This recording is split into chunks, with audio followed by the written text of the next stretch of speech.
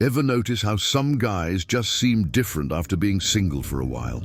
Not desperate, not bitter, just calm, centered, like they figured something out the rest of us are still chasing. What if I told you that the longer a man navigates life without a relationship, the closer he accidentally stumbles into one of history's most powerful philosophies, one that emperors and prisoners alike have used to find freedom in the most suffocating circumstances? I discovered this connection in the most brutal way possible. And today, I'm going to show you exactly how extended singlehood can transform an ordinary man into an accidental Stoic philosopher, whether he realizes it or not. The unexpected teacher. So there I was, 3 years single after what I'd call a nuclear breakup. You know, the kind where you're picking emotional shrapnel out of your psyche for months. At first, it was the usual story. Dating apps, awkward first meetings over coffee that tasted like disappointment, the occasional glimmer of hope that would flare up and die faster than a cheap match. You've been there, right? That moment when you're sitting across from someone perfectly nice, perfectly attractive, and all you can think is, why am I here? What am I even looking for anymore? That's when something strange started happening. I wasn't getting more desperate. I was getting calmer, more selective, sure, but in a way that wasn't about having impossibly high standards. It was about seeing clearly for the first time. Here's what nobody tells you. When you're single long enough, you start to separate what you actually want from what you've been programmed to want. The societal pressure, the Hollywood rom-com expectations, the timeline everyone's supposed to follow.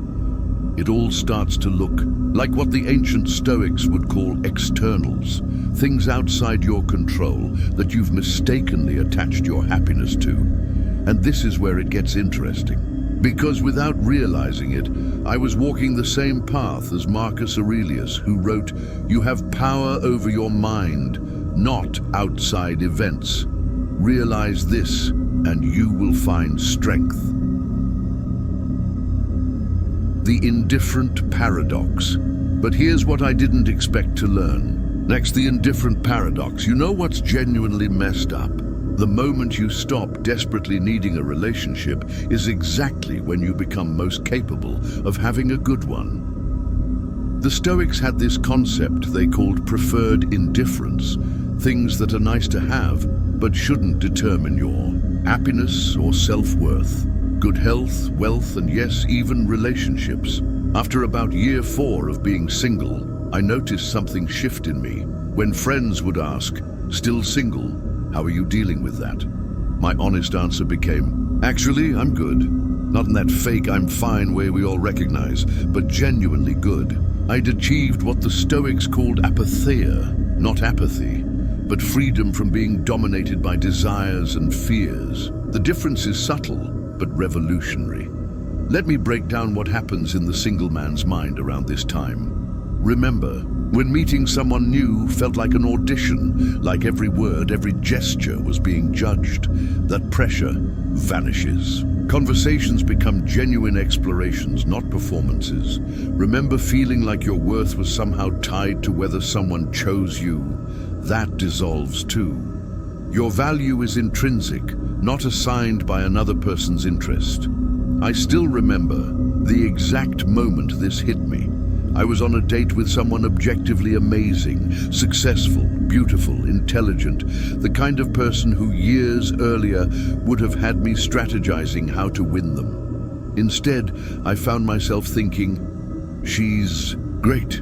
And if this doesn't work out, my life remains excellent. That's not indifference, that's freedom. And it changes everything, the fortress and the bridge.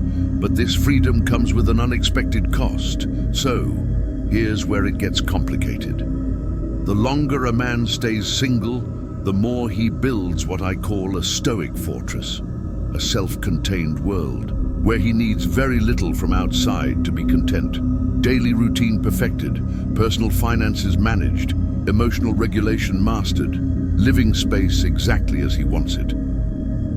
The ancient Stoic Epictetus was onto something when he said, "Make the best use of what is in your power and take the rest as it happens." This fortress is incredible for personal development, but it creates a new challenge, building bridges to let others in. I'll never forget my friend Michael, 42 years old, single for almost a decade. The man had his life dialed in perfectly. Beautiful. Apartment, thriving career, rich friendships, traveled whenever he wanted. He embodied what the Stoics called eudaimonia, flourishing through virtue and wisdom. Then he met Sarah.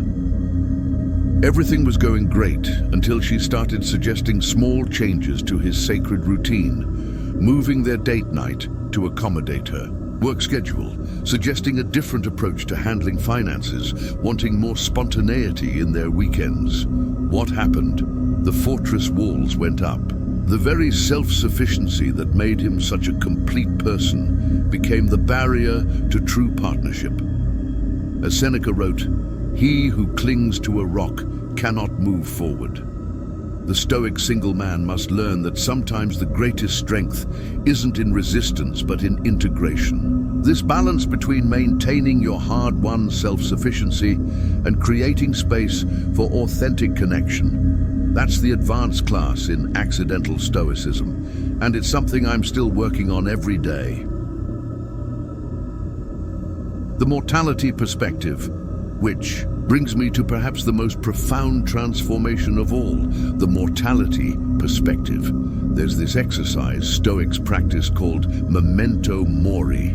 Remember, you will die. Sounds dark, I know, but stay with me, because this changes everything about how a long-term single man approaches relationships. After 5 years on my own, I had this jarring realization while visiting my grandfather in hospice care. As I sat beside him holding his hand, I realized he wasn't thinking about his career achievements or possessions. He was remembering connections, moments of love, friendship, and meaningful bonds. That's when it hit me. The Stoic perspective on relationships isn't about need or dependence.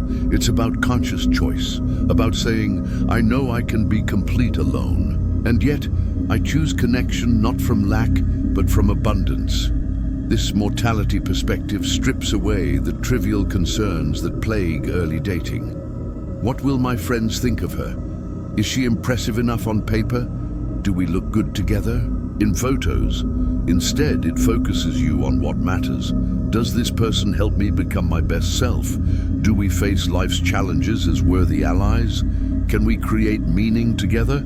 I started asking different questions on dates, not the usual resume. Exchange, but things like, what gives your life meaning? And what's something you've changed your mind about recently? Questions that reveal character, values, and wisdom, what the Stoics would call the only true goods. As Marcus Aurelius wrote, the happiness of your life depends upon the quality of your thoughts. The longer a man stays single while developing his inner world, the clearer his thoughts become about what partnership truly means. The paradoxical preparation. Here's the ultimate irony and the secret I promised to share with you at the beginning. The longer a man practices this accidental Stoicism of singlehood, the more prepared he becomes for a relationship of extraordinary depth, not just any relationship. Not the kind based on neediness or completing each other or escaping loneliness, something rarer, a partnership of two whole people who choose each other daily with eyes wide open. I call it the paradoxical preparation. By mastering the art of not needing a relationship, you become capable of having one that's actually worth having. When you've learned to manage emotions rather than be ruled by them. When you've distinguished between what you can and cannot control. When you've built a life of meaning on your own terms, you enter relationships differently.